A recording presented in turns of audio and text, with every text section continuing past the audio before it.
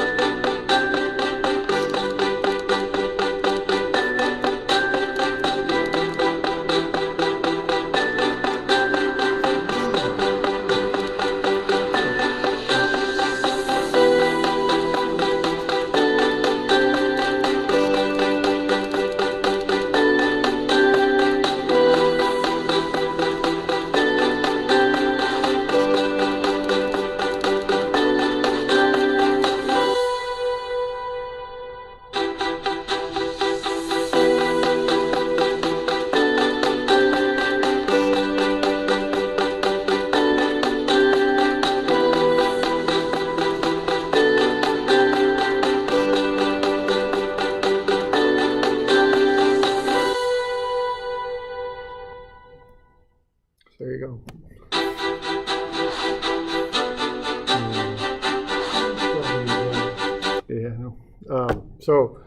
So that's like a 3D printer, I guess. Got an arm on and they use concrete there.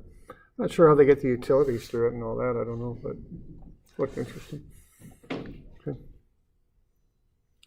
It's a fair size house too. I mean, 700 square feet, 700. Not not big or anything by any stretch, but not a little hut either.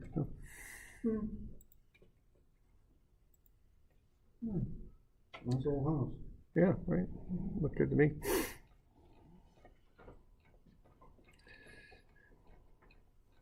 And they said about 10 grand here in America. So. Is that just for the walls, though? Walls, yeah, the roof was wood, it looked like, and they poured a slab, I think, to put it on. So I don't really know the aspects of it. There's windows, obviously, and doors and all that. I don't know. Concrete's a good insulator, so it's it might work in a hot climate too. All right, why don't we have a look at these?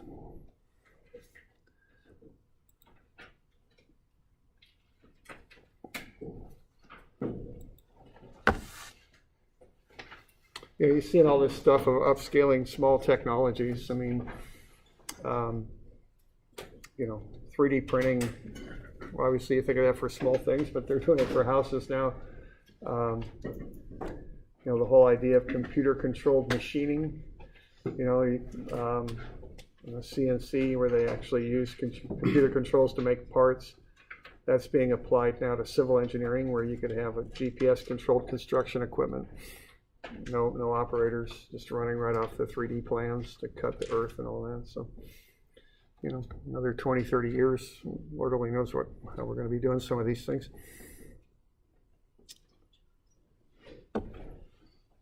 So why don't we have a look at 351? Okay, so we're going to assume this roller doesn't slip. We're going to tow both of these things with 60 newtons. So that 60 newtons is going to have to go into both dragging the block and pulling the cylinder and making it roll. Okay. So what we're going to assume there is A is equal to alpha R, and what that means is the friction is not mu Fn for the roller. Okay, you can't assume that. So that's kind of a big deal with these rolling objects is you normally assume no slipping. When you do that, A is R alpha, but mu, or force of friction, generally speaking, is not mu Fn. You can't use that, okay? So that's kind of the deal. All right. So I showed you a 2D sketch. Here's more of a 3D kind of a crude sketch there to show what we're talking about there. Okay. So let's have a look at this one. All right, so the way, that we often do this stuff, we got to start with the basic information. So you want to find a few things here. You want to find I sub g for the cylinder, 1/2 mr squared. So that's 0.0864 kilogram meter squared.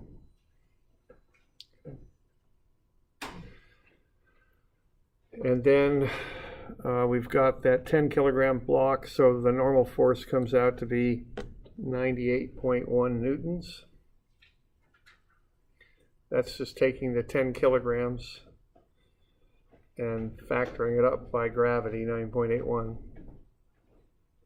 So the force of friction on the block is mu Fn, of course, because the block doesn't roll. So that's 24.53 newtons. So that's the force of friction on the block.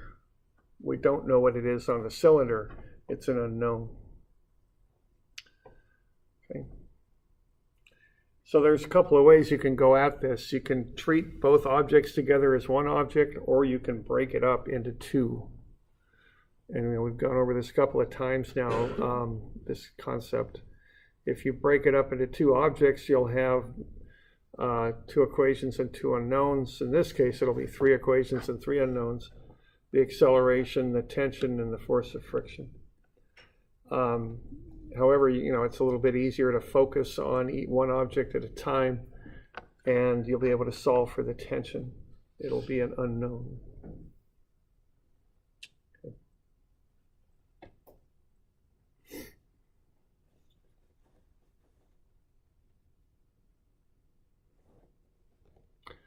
All right, so we get that background information figured up. And then once we get that, we just start writing up equations. And we're going to write up three of them. For the block, it'll be F equals ma. For the roller, it'll be F equals ma, but also mg is Ig alpha. Okay, so those are the three equations to generate here. And you can just look at them and see they're all kind of short and direct there. For the cylinder, what makes the cylinder spin is the force of friction. So that is a drag wheel. You're trying to drag the cylinder across the ground, and friction is undercutting it. So I'm calling, now it is important here that I've got alpha clockwise and A to the right. That agrees for the cylinder. You do have to be sure that whatever you're generating is kind of makes sense and agrees. Okay.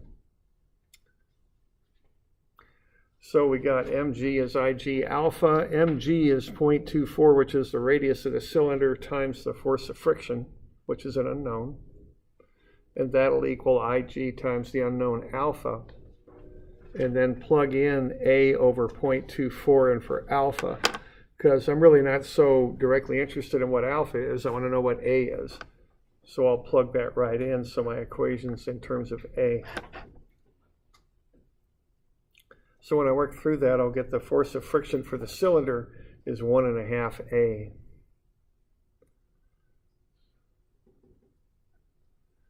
Okay.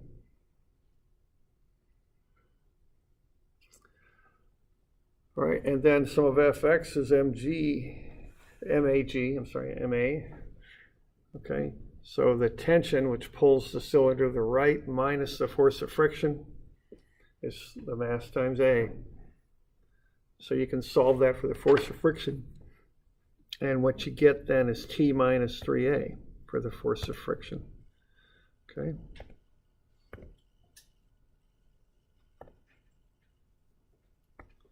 Right there.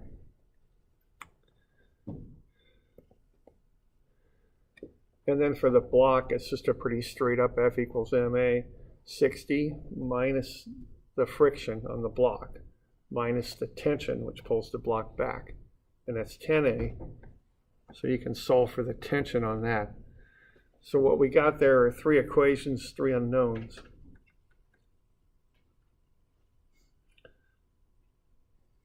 So you need to work your way through that.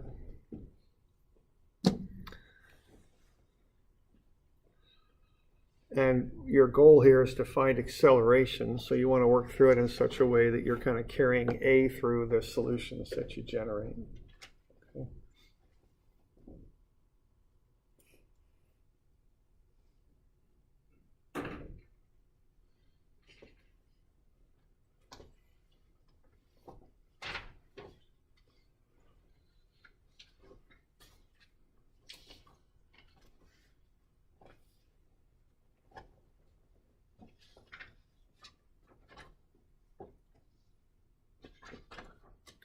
All right, so we get those 3 equations, then I'll work with the cylinder. I've got them both solve for the force of friction. So what I'll do with the cylinder is get tension as a function of A. Okay. So the tension is 4.5 A. What I'm doing there, I've got the force of friction of the cylinder is 1.5 A, and T minus 3A is the force of friction. So I'll equate the 1.5 A to the T minus 3A and get T minus 4.5 A.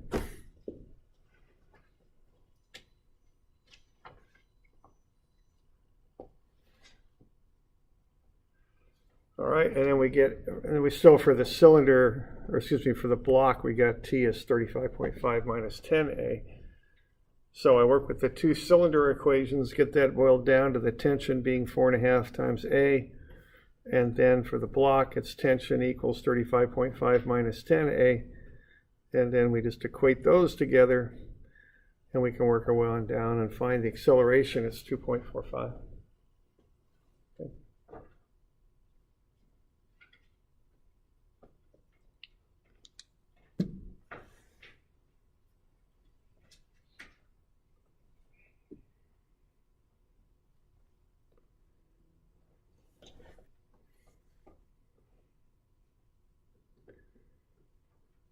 So we're doing all right with that?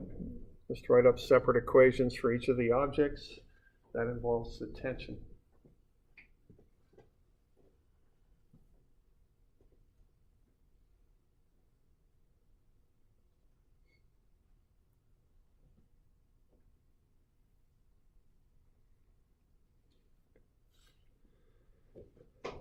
Okay.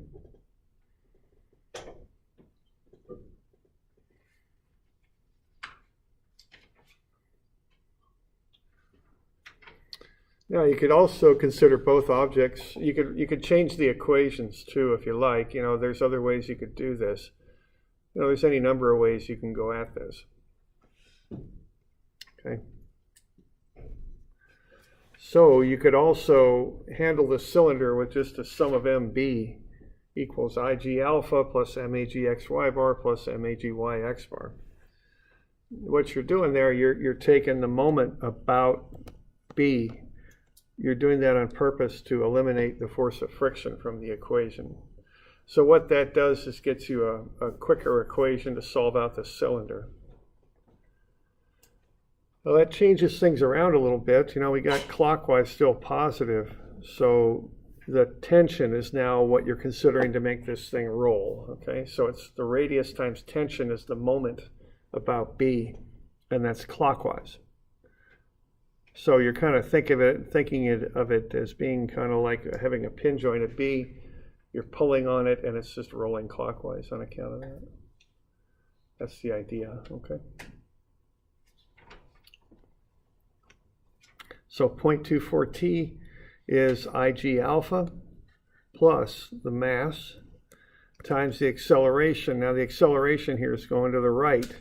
So that will cause a clockwise moment. So I'm calling clockwise positive, so that's a positive. And then the radius is 0.24 meters.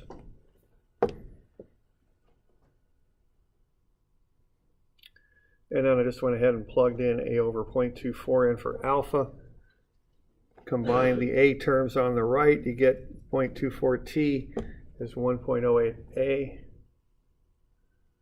And then go ahead and divide through by 0.24, you get the tension is 4.5 A, just like before. So it generates the same thing, okay, just in a little bit different way. And then you could solve for the tension for the block just like before and combine those two equations together and solve for the acceleration. It's 2.45.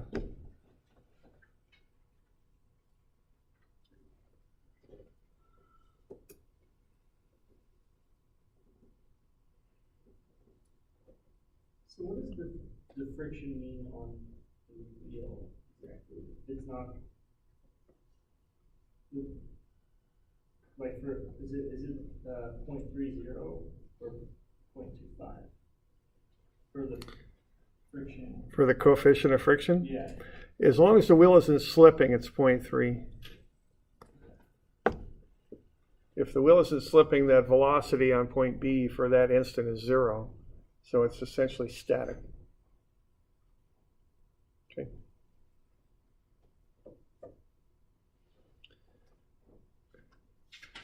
But we don't even need to find it when we're using the other method. Well, let's see. The one reason you would need to find it, to check, you need to check the friction, because we're assuming the cylinder rolls without slipping, but we need to verify that that's true. That's where you check the friction and where you might be interested in what it is, right? So the process for that involves just going back to one of your relationships here. I went ahead and found the tension next, because based on my first method where I had two equations for the cylinder, I had the tension in the block was 35.5 minus 10A. I know what A is, so I plug that in. I can find the tension. And then once I've got that, I went back to the force of friction is tension minus 3A and solve for the actual force of friction. It's 3.65. Okay. All right, now I want to check and make sure that with the situation I've got here that I can develop that friction. Okay, so that's the check you would run on this. It's just being sure that you can get the friction you need. So one way to think about this, you can think about it as being actual. Another word you might use for it as a subscript is required. Okay, because you've got to have at least 3.65 newtons of friction that you can generate here to make this work. If you can't generate that, you can't make that wheel spin enough to kind of keep up with the motion. Okay. So the next thing I would do is I would find μFn and compare that. Okay. So force of friction, now this is the maximum possible friction, is μFn. And what that's going to be is 0.3 times whatever the normal was. And I think the normal is what, 29.43? I'm looking at the weight of the cylinder. So, if I run through that for the cylinder, I'll go sum of Fy is 0. It's Fn minus 29.43. So I can solve for Fn, it's 29.43. And then I could just go ahead and run those numbers there, multiply that normal force by 0.3, and I'm going to get, 60 and 27, 87, about 9, aren't I? Something like that.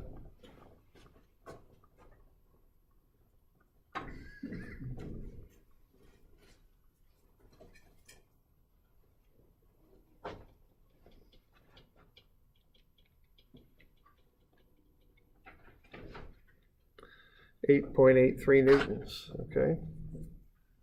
So with that coefficient of friction that we've got, we can generate 8.83. That's what we can do.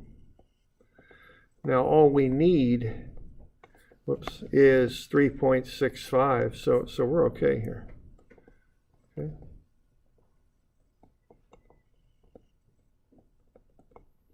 Okay.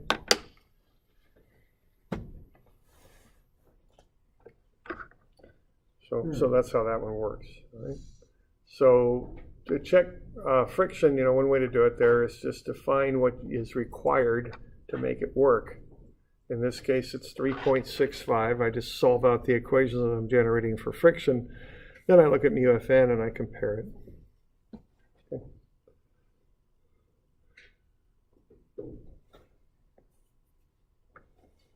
So, we all right with that? Any questions?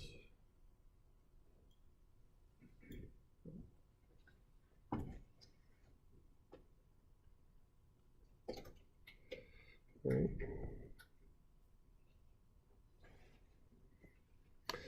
All right, then we got another one with a spool, which is a little bit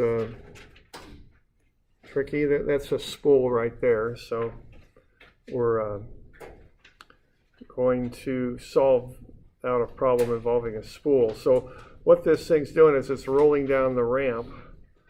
The rope does not slip as it unrolls. The spool does slip at A down where it contacts the surface there. Find the acceleration of the spool down the ramp. All right, now I'm given a few things here. I'm given mu sub k.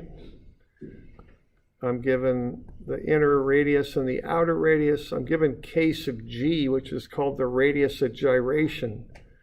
So the way you find I sub g is you take the mass times k sub g squared. And that's how you find a moment of inertia when you're given a radius of gyration. Okay. So I sub g will be the 40 kilograms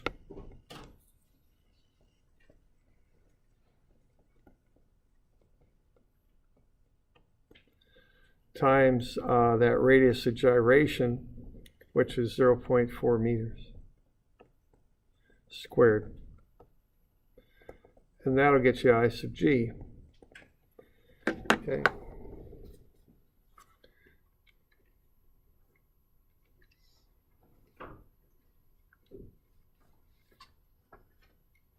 So that's 6.4, and that's kilogram meter squared.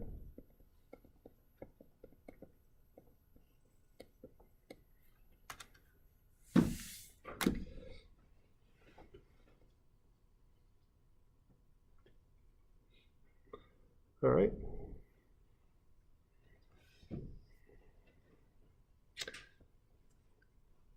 All right, so we start with that. Now, here's what's going on. There's no slipping here on this inner radius, okay?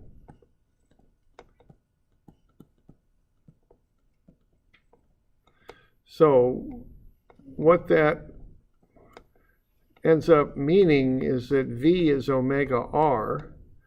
So V on the inner spool there, or the velocity of the spool itself, as that thing rolls down the ramp, is whatever omega is times the inner radius. So 0.25 omega, right? So that thing is going down the ramp at 0.25 omega. That's the speed, okay? And I'm not going to have any, all right. So V of the spool down the ramp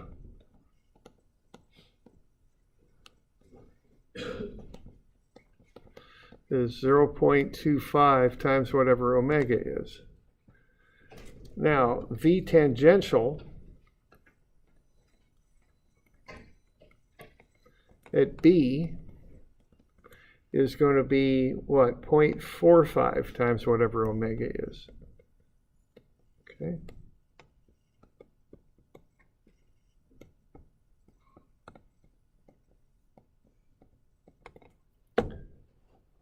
So the tangential velocity of B is greater than the velocity of the spool going down the ramp. Y'all okay with that? It's not slipping on the rope. It is slipping at B. That thing is spinning faster than it's actually moving down the ramp. Where is B? B's, whoops, my bad, thank you. A. Oh, okay. I thought it was B, it's A, my bad, thanks. So I better back up and fix that thing. I don't think I had it on the previous slide though, did I? There we go. Okay. So what that means is that thing's trying to spin too fast. And what that means is the friction's going to oppose it like that. This thing acts like a drive wheel. That tension on the rope is creating a moment and making that thing spin. And it's spinning fast. It's spinning faster than it's going down the ramp. So in opposing that motion, the friction will go down the ramp. Okay? And that'll be mu sub k because it's slipping. You all okay with that? So this thing essentially acts like a drive wheel. Is the string being pulled, or is it just attached to the... It's just attached, but it's not slipping as it goes on that string. How can it be slipping at A? Think of the ramp as being very slick, not offering enough resistance there. I mean, think of if the friction were zero. Now it's not, but if it were, that could spin, there would be a relationship between how it's spinning at A and the motion of the thing down the ramp.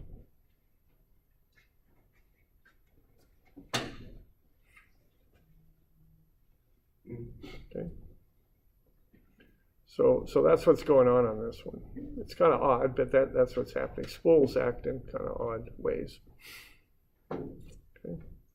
So the slat's being pulled in. Yeah. Okay. All right. It seems like it would just pull down the ramp Mm-hmm. because of the tension. I don't know. Makes me not see it. It just goes going down, right? It actually does act a little strange. It depends on the geometry. Okay. Now, conceptually, you got to be careful about what you think about conceptually. But what if that ramp were really steep, 80 degrees? It wouldn't act quite the way you're thinking about it, though, would it? If that were the case? Yeah. So I guess the reason I'm bringing that up is it doesn't have to be the way you're kind of thinking it through. And I understand why you're thinking it through. That's the logical kind of intuitive way it happens. But it doesn't have to be that way. There's conditions that could lead to something else happening. It's like a yo-yo kind of like. Yeah, okay. It's like a yo-yo, except it's going down a ramp. Yeah. You look like a very talented fellow. I'm sure you could pull that off. Slide being taken up.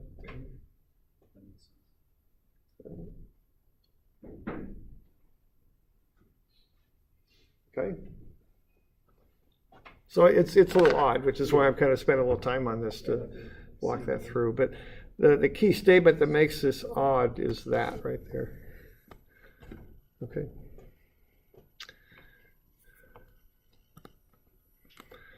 Okay, so we got the weight, we got the normal. So the weight, there's going to be a component of the weight down the ramp. Okay.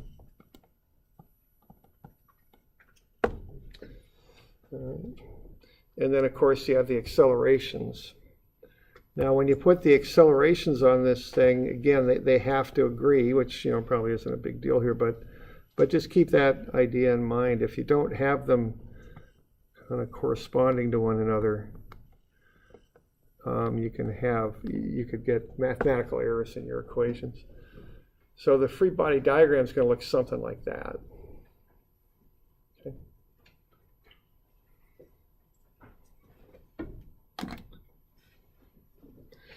And getting a decent free body diagram is most of the battle there, because once you do, then you just apply the equations. And once you get a free body diagram, don't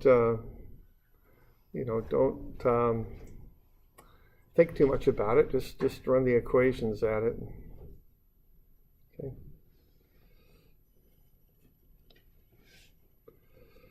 All right, so I went ahead and found the force of friction there. The weight is 392.4 newtons. Break that up into two components. The cosine component is normal to the ramp. The sine component acts down the ramp.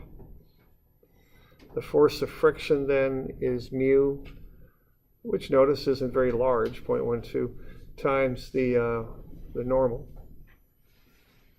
Okay. So then I've got a little bit more involved free body diagram there with a couple, with some of the numbers filled in, the normal and the friction.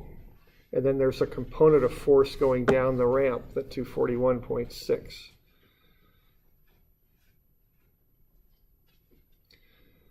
And then with assuming no slipping, you get A is R alpha, so A is 0.25 alpha, the inner radius, not the outer, because it's not slipping on the rope. So alpha then is 4 times A. Okay.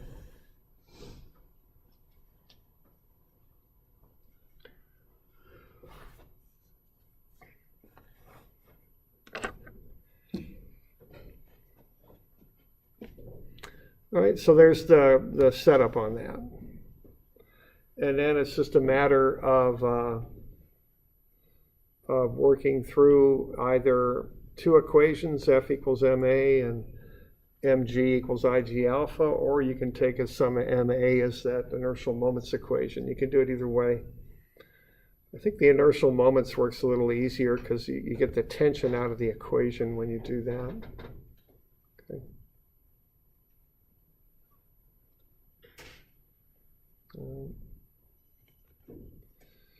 All right, so there's working through this with the two equations. Sum of mg is ig alpha. So sum of mg is 0.2, now I'm calling counterclockwise positive, so 0.25 times t. That's the tension of that rope pulling as the thing goes down the ramp. And then I've got the friction acting the other direction, so that's minus the friction times the outer radius. Those are the two moments. And that equals 6.4 alpha. So then you just kind of work on through and you can get the tension as a function of the linear acceleration, because we know that alpha is 4a, so remember that. Okay, so alpha is 4a, and that comes about from the fact that a is 0.25 alpha, but I want alpha in terms of a because I want to solve for a. Okay.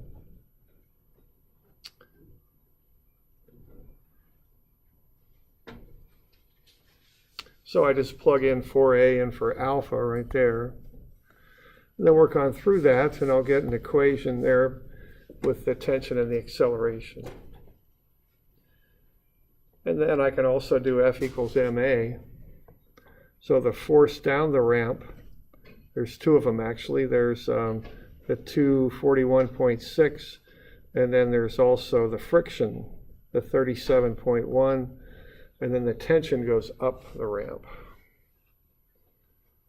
So those are the three forces acting down the ramp, and then that equals 40A. So you get the tension in terms of A again. So two equations, two unknowns, you can work through that. Okay.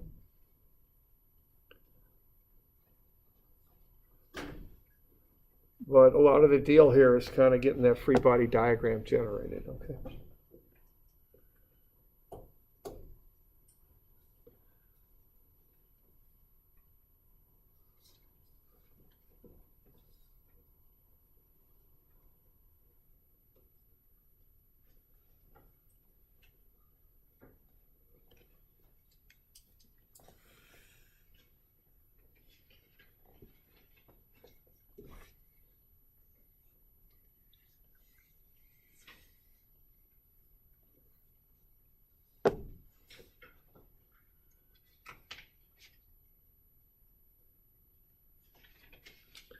So we're doing all right with that?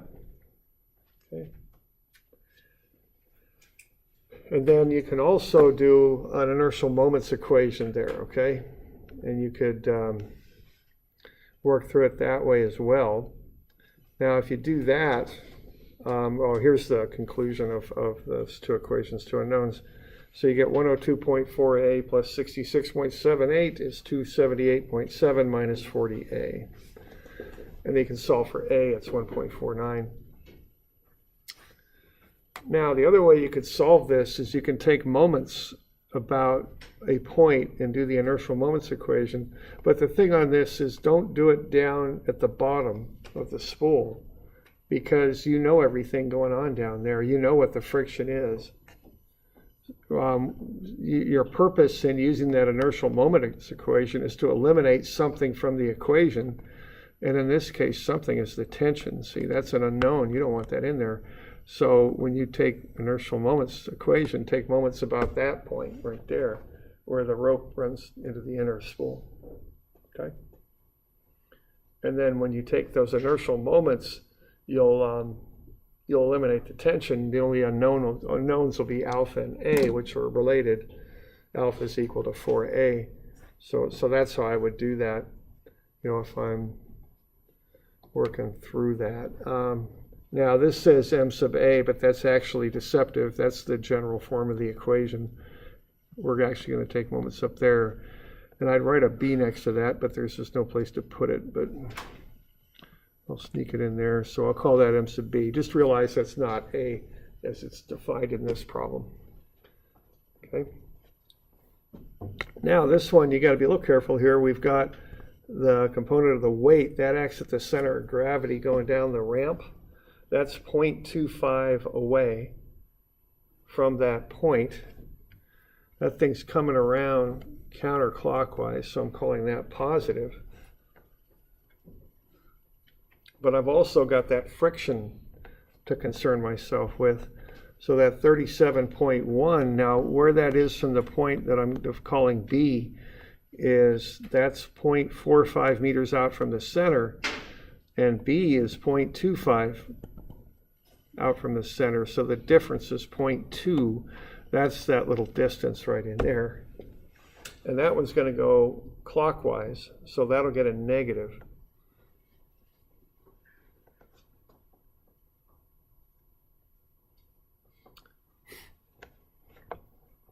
And then you're going to have I sub g alpha, the mass, times what looks to be a typo there. That's not 2.5, that's 0.25. So 0.25 meters, and then AGX down the ramp. Okay. Plug in 4A for alpha, run the numbers down. You could work it down to the same solution as before. Okay.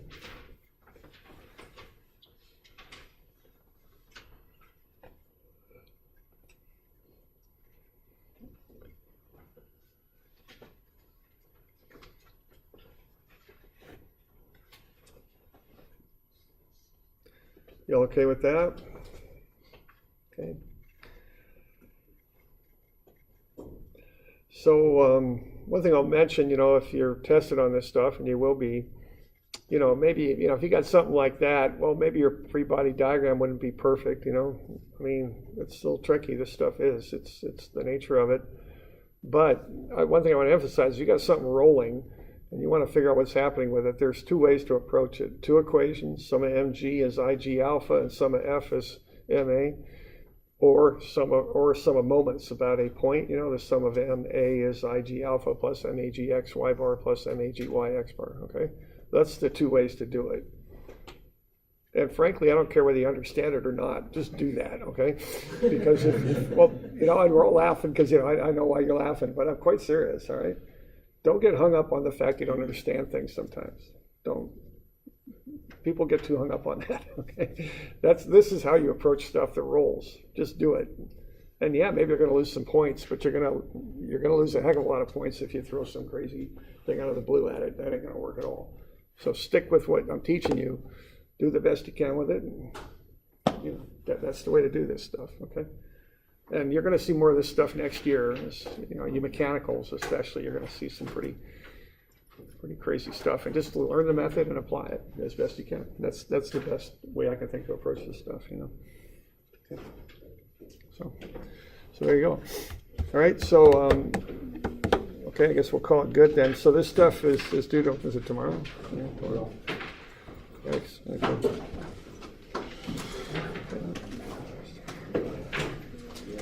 So I think that Hang on a second.